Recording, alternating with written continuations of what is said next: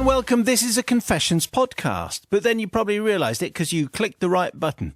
It's an audio array of terrible tales from the sinful Radio 2 listener. If proof is needed, here's a little jingle. This is what Bertie did for us a while back. Simon Mayo. Yeah. Eddie at the 90 and the one, her friend.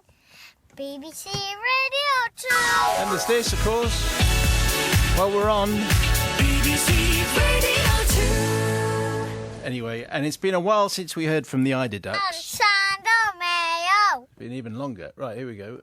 The Eider Ducks' favourite birds in the world. I know. Oh, I know.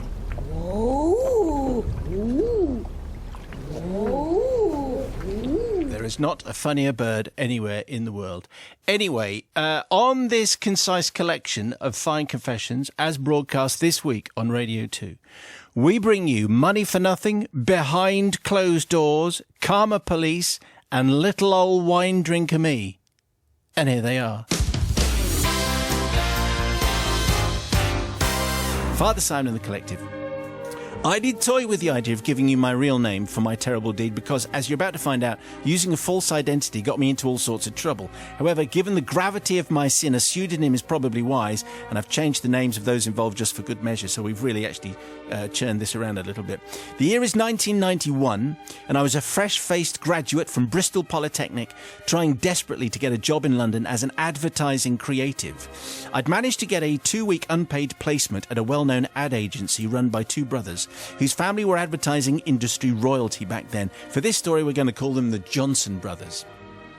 To put you in the picture, it's notoriously hard getting your first job in a creative department. You have to fight your way in by offering to work day and night on placements for no money, in the vague hope that you might be in the right place at the right time and that someone will give you a chance, but probably won't.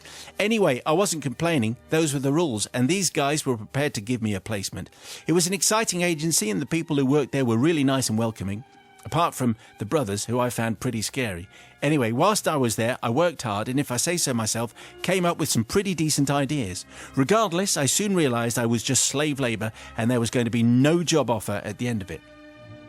On my last day there, some of the creatives told me that a record label was having a big party on that night at a newly opened rock diner. I wonder what that could be. In the heart of London's West End, which narrows it down a bit. They said it was strictly invite only, but that Gary Johnson never went to those sort of do's, so I'd be fine if I took his ticket. Well, what could possibly go wrong? What the hell, I thought. I'd been working for them for nothing. They weren't going to hire me, and let's face it, it'd be a shame if that ticket went to waste. It didn't take me many seconds to decide that I was going to be Gary for the night. So along I went to the party with a bunch of others from the agency. When we got there, I smiled at the lovely promo lady on the door and said with my most convincing face I was Gary Johnson, legend. She ticked me, or the person I was pretending to be, off the guest list, and in I strolled. Well, it was brilliant. There were probably 200 people in there from ad agencies all over London. I had a feeling this was going to be a great night and a great networking opportunity for me. The music was blaring and the drinks were free and the free food was flowing too. I'd pulled it off. Mission accomplished, or so I thought. Halfway through the night and several beers later, the music was suddenly turned down and one of the lovely promo ladies from the record label stood up on a makeshift stage at the end of the diner. The noise of everything chattering subsided and she started to thank everyone for coming. She then said it was time to announce the winner of the prize draw, VIP tickets to see Dire Straits' new On Every Street tour at Wembley Arena. Well, what prize draw, I thought. I hadn't actually seen an invitation or a ticket. This was news to me, and I'd had a few beers, but anyway, my heart went into my mouth. What is going on? Well, I'm sure you can guess what happened next. She slowly unfolded the paper and read out the winner's name, and of course it said Gary Johnson. Everything then went into slow motion.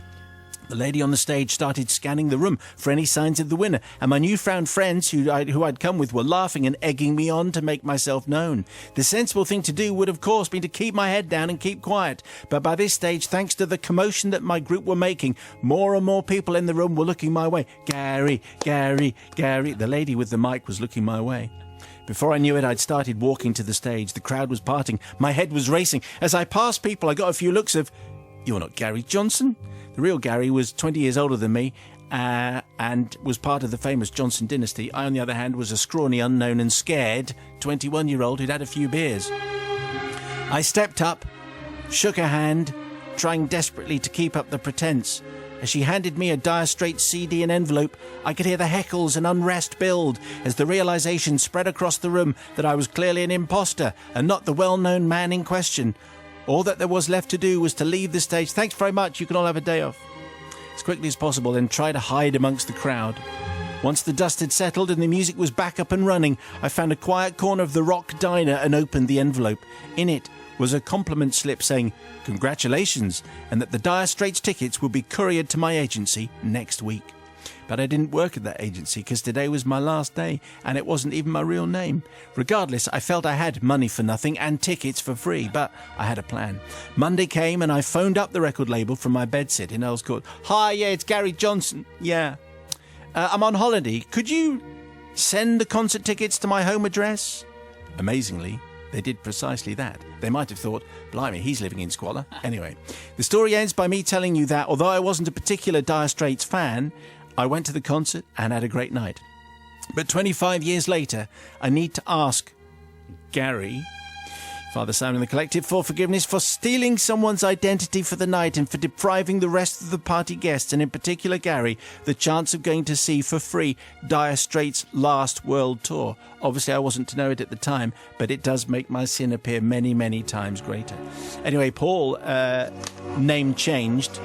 Story about Gary Johnson, name changed. About the agency, name changed. But the only thing we didn't change was that it is about Dire Straits and the chance to go and see their last world tour.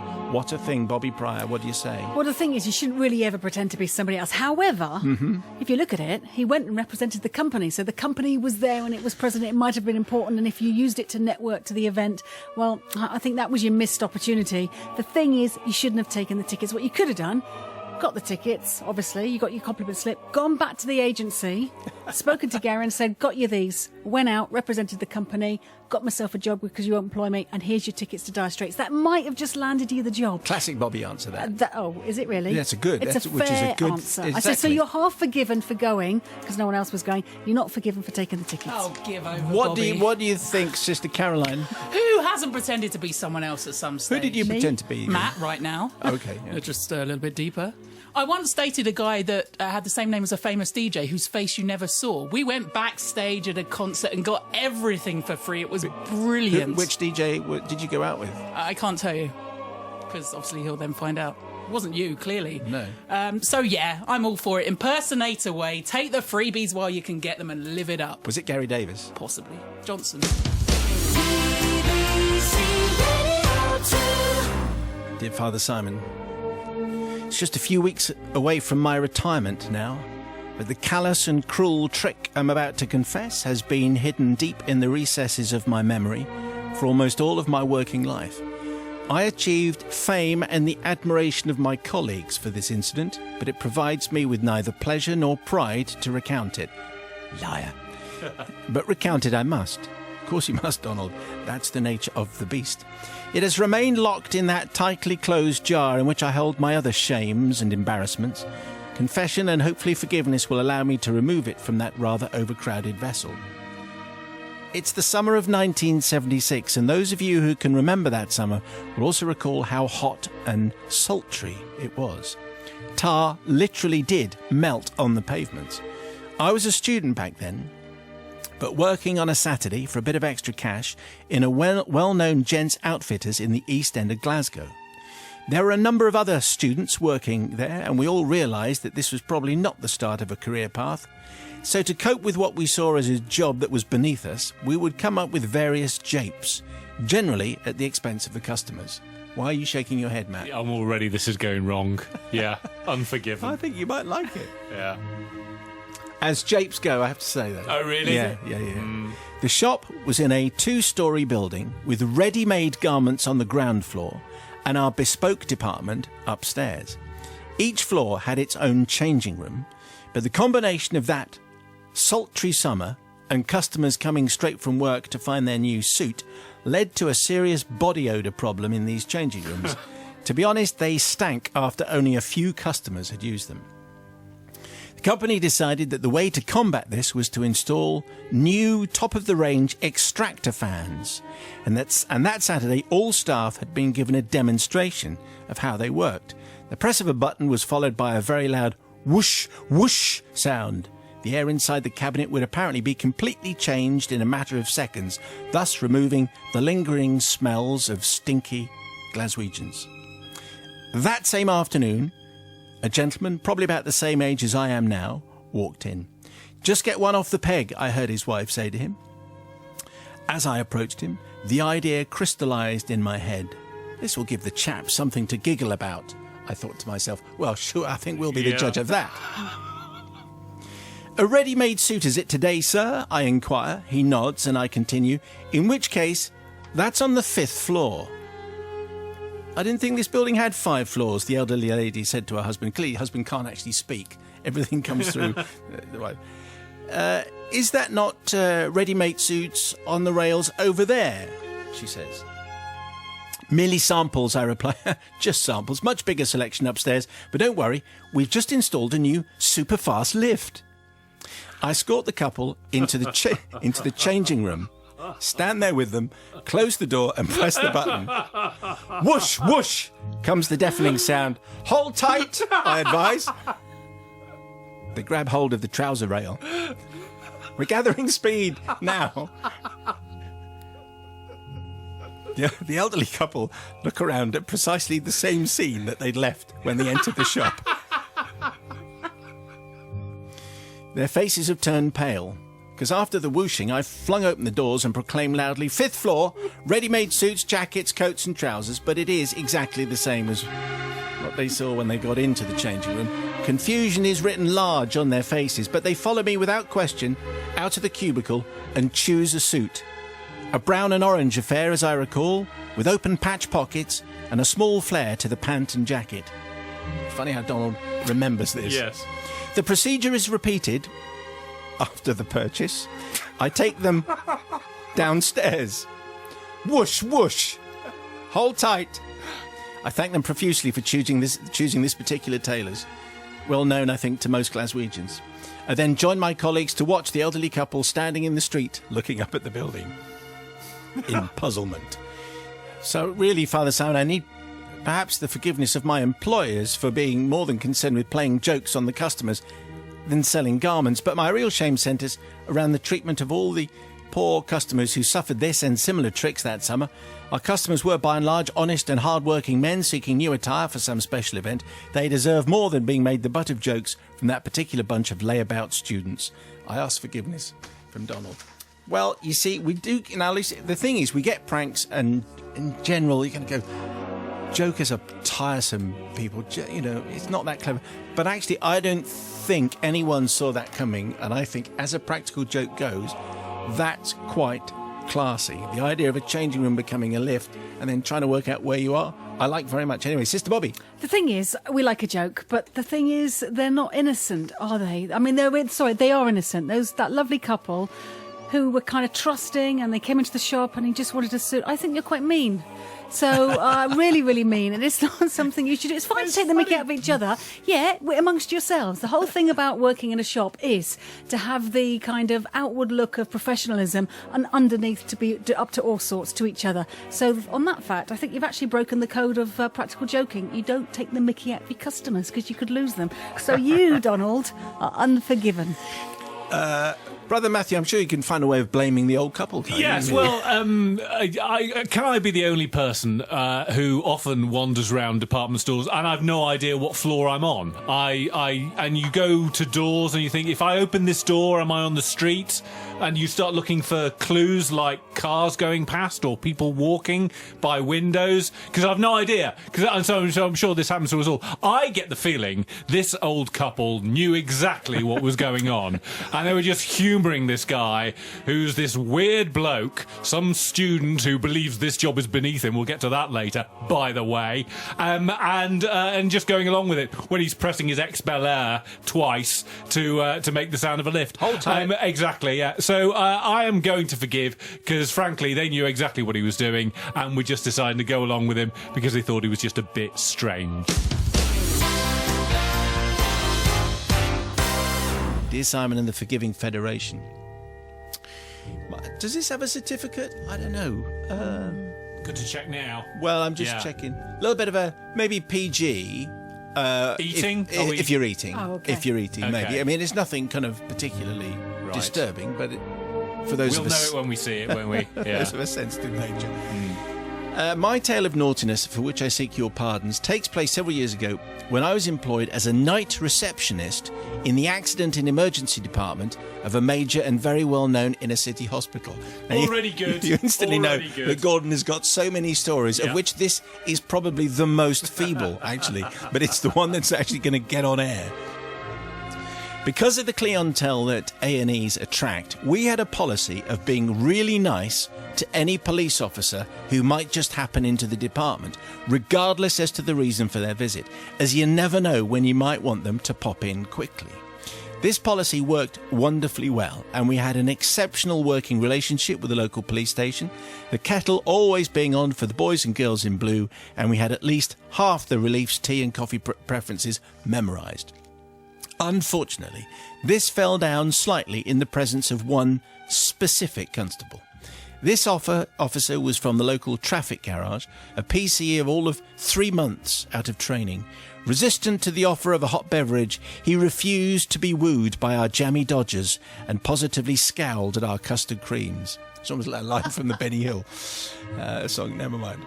All this said, every adult knows that we can't be everyone's friend, but this guy had a chip on both shoulders. There couldn't have been much left of the tree it came from, and he seemed to be actively going out of his way to antagonise and upset the nursing staff.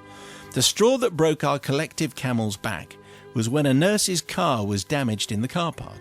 This particular officer attended the call and, after taking the report, insisted on performing a full vehicle check and then promptly reported her for having a defective brake light, the same one that she was reporting that had been vandalised. Well, one evening the ambulance phone went off, alerting us to a serious case coming our way.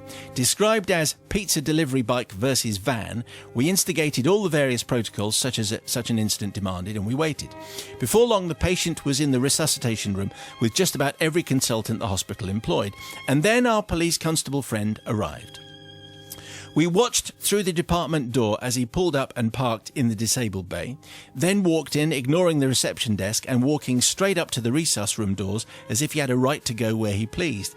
As he reached the doors, the senior A&E consultant was coming out and stopped the officer, giving him short shrift and instructed him to remain outside the treatment area. This did not go down well, and the PC decided to be even more surly and unfriendly than before, positioning himself directly outside the door, making it awkward for the staff to come and go as they needed.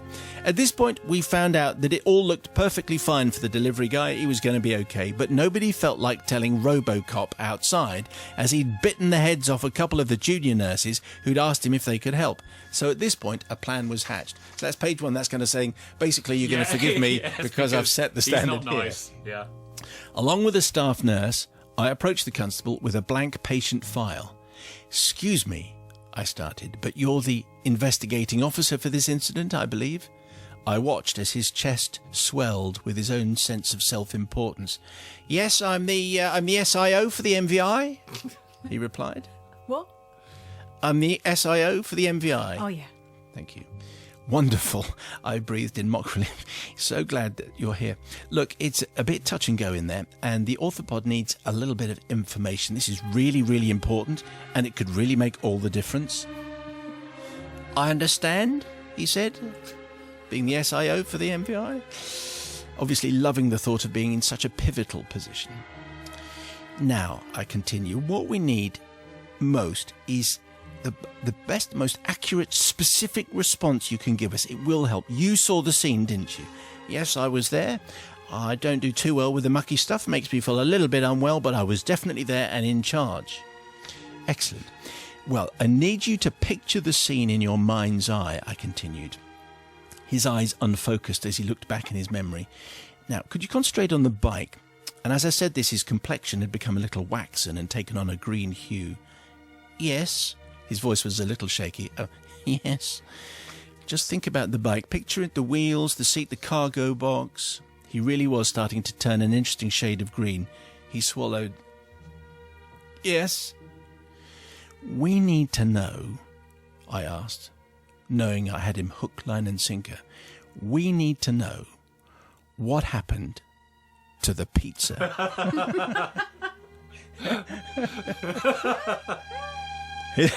He looked at me, a picture of puzzlement, and then his cheeks puffed out and he bolted in the direction of the loos. Now, you see, the thing is, Father Simon, I absolutely don't want forgiveness from the police officer because I know it was an unpleasant trick I played on him. But he had it coming as far as we were concerned, and the nursing staff had a good laugh at his expense. However, we do ask for forgiveness from and for making more work for the housekeeping staff. If you see what I'm saying, right. Who had to do some clearing up. Anyway, it's Gordon. You know Gordon, night receptionist at the A&E department from the very well-known inner city hospital, major hospital. He'll have lots of tales, of which that is probably just number one. Sister Bobby. Gordon, well, first of all, just in the interest of the police officer, when you're representing the law, I can understand you maintaining it and appearing whiter than white is really important because you are custodian of the law. So I can understand maybe he didn't want to kind of bend too many rules and he might have been too official at first. However, it seems to me he really was a bit of a, bit of a bounder. Well, that's one word for him. So actually, Gordon, I think in this case, even I can forgive you. Well done. Well, you've got past Sister Bobby. Will you get past Brother Matthew? Well, there's a couple of things here. Number one, he was obviously a complete job's worth and far too officious, and gave you the opportunity to do your Derek Nimmo voice, which you crack open for the occasionally? Yes, very occasionally. Put that one back in the quiver, bring it back out when we have another story along those lines. But also, he's got a bit of a weak stomach, hasn't he? I mean, the fact that he just can you remember something? Yes. Can you think of pizzas at the same time? Oh no, I'm going to need to go to the loo. Maybe you're in the wrong job, mate. So I'm going to say forgiven, because maybe he then decided this whole incident shows me that maybe I'm not cut out for this, and he went on to have a very successful career doing something else. So everyone won in the end. Really. Is that right? Yes. But he might be a detective chief constable or something. Quite a lot of assumptions in that one, but Dear Father Simon and the posse of pardon, my act of sinfulness occurred just a few weeks ago, and it happened in the wine shop where I work. Because you used to be a wine... I was a wine merchant. A wine merchant. Definitely, yeah, That's I was the one. indeed, yeah. Now, I hope I'm not giving away any trade secrets when I say that the lead up to Christmas is the wine retailer's busiest time of year, and it often falls to us to provide to our bright-eyed patrons that all-important Christmas spirit that can sometimes bypass us the further we progress into adulthood. It is always our pleasure to serve. Father Simon, I must confess that the wine trade is a relatively new one on me, and though I have maintained a keen amateur interest in this magnificent substance throughout my adult life, there is a huge amount more for the professional to know. As any diligent new employee would, I took every opportunity to expand the horizons of my knowledge, and very occasionally the process of expanding my horizons takes me to an area of personal development with which the collective will doubtless be entirely unfamiliar. I speak, of course, of excess. Oh, yeah. Yeah? Just occasionally. Got to spit out, Michael. That's a good rule to live by. Yeah. Our story is set just after a horizon-expanding evening. Around 2.5 bottles of expansion, if you must know. I arrived at work for the busiest day of the year, full of vim, full of enthusiasm, and I suppose full of last night's wine. For some unaccountable reason, I found my usually razor-sharp intellect was somewhat blunted, and some of the more rudimentary tasks of the day were, for a time, quite a challenge. Nevertheless, the shoppers were largely at the end of their festive sprees, and anticipating the joyous season ahead, were stocking up nicely with a wide array of intoxicating liquor. If all my cylinders weren't firing, it didn't seem to be doing anyone any real harm. After perhaps 2 hours of slightly hazy labour, our shop was graced by one of our favourite customers. Chatty, witty and charming, this gentleman possessed that rare gift of making people feel interesting, even when we are clearly not at our shiniest. He is also apparently a generous host, and as it had been my turn to assist on his previous visit, he took a couple of minutes to make me feel as if the success of his recent party had been almost single-handedly my doing. So thoroughly successful had this event been that he was coming in to top up supplies ahead of Christmas. I was delighted to have been of help, and after a few more kind words I left him to his browsing, feeling as if there might be, after all, something worth redeeming in my aching head. A little time later, I came across the same gentleman as he prepared to leave the shop, laden with a trolley full of purchases, and one more kind word. In fact, this time, more than a kind word. This beneficent and exemplary man was reaching out to me with a gift, an elegant bottle of expensive and exquisite champagne as a further token of gratitude. Well, Father Simon, I was gobsmacked. In my previous career in occupational health, such things never occurred. In 15 years, I had seldom had so much as an email in thanks for my efforts. So to receive so generous a gift for doing my job was genuinely overwhelming. And as you might imagine, I gushed. I might even have embraced him.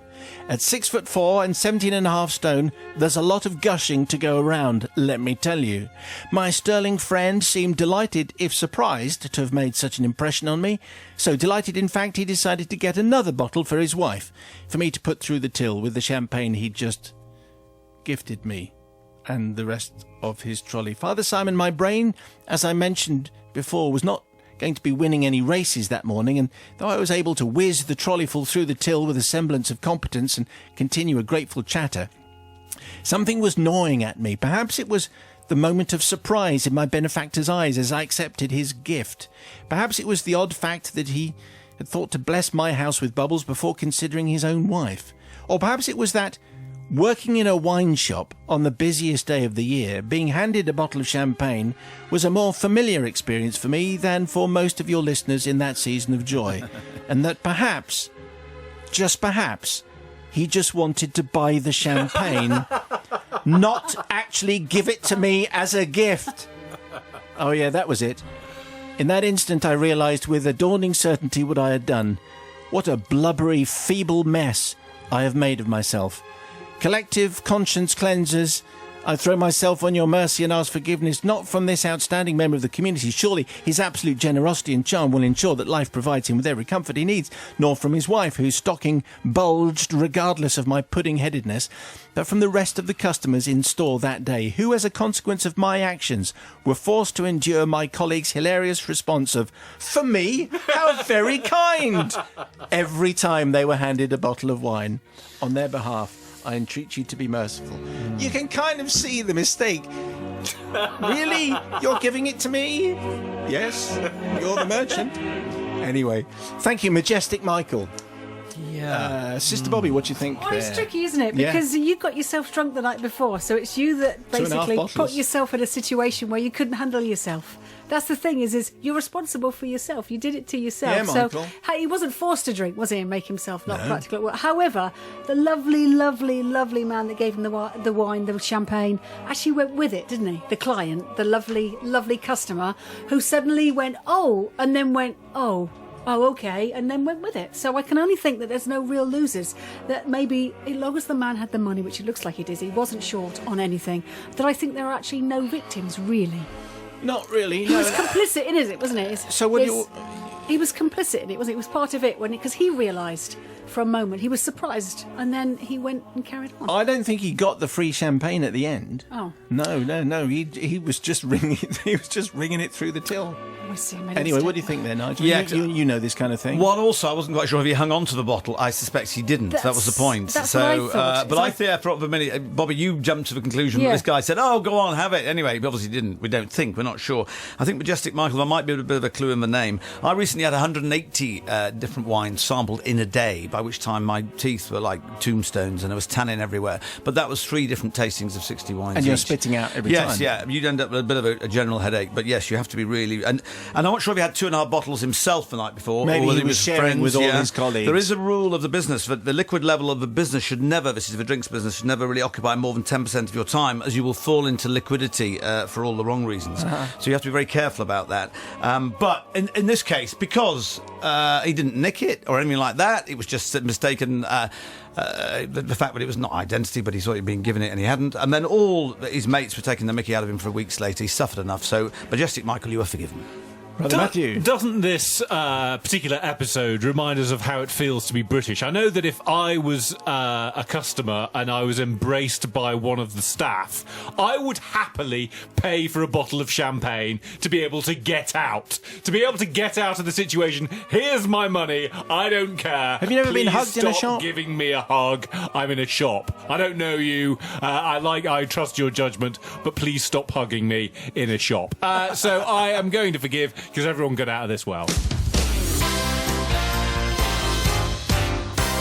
Well, they were this week's confessions, and very fine too, didn't you think? If it's provoked a deep and dark thought in your chest somewhere, or wherever you keep them. Confessions at bbc.co.uk. More in a week, and don't forget, all our shows from the last 30 days are there on iPlayer, including from this week, Adam Hamdy, top author, talking about Pendulum on Monday, the first Ready to Book Club of 2017. Tuesday, Rick Wakeman was back in talking about his new album and paying tribute to David Bowie.